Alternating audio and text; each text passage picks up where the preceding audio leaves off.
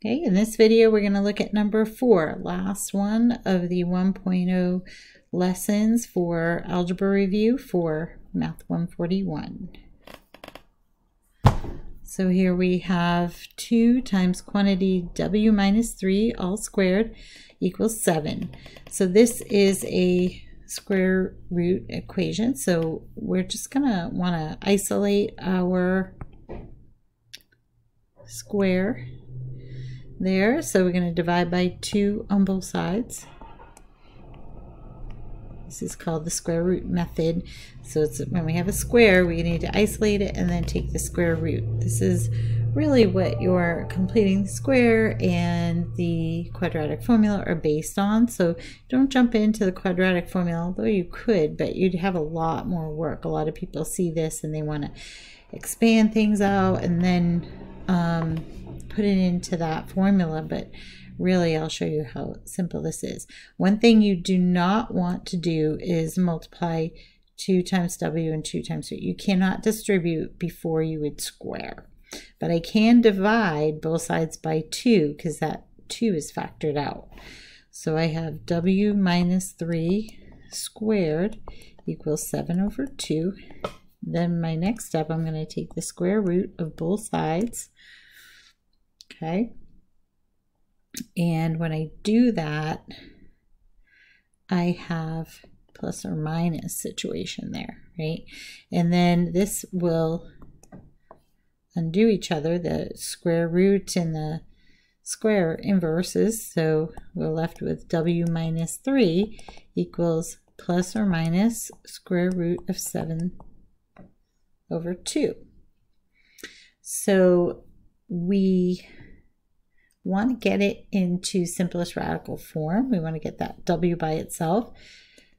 So we can also add 3 to both sides, but we're going to make it look nice. So we would have w equals 3 plus or minus the square root of 7 over 2.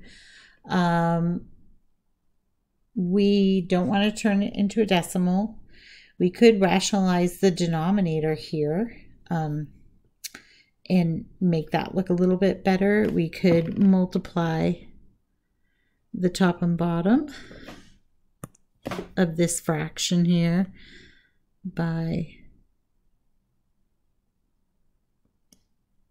square root of 2 over 2.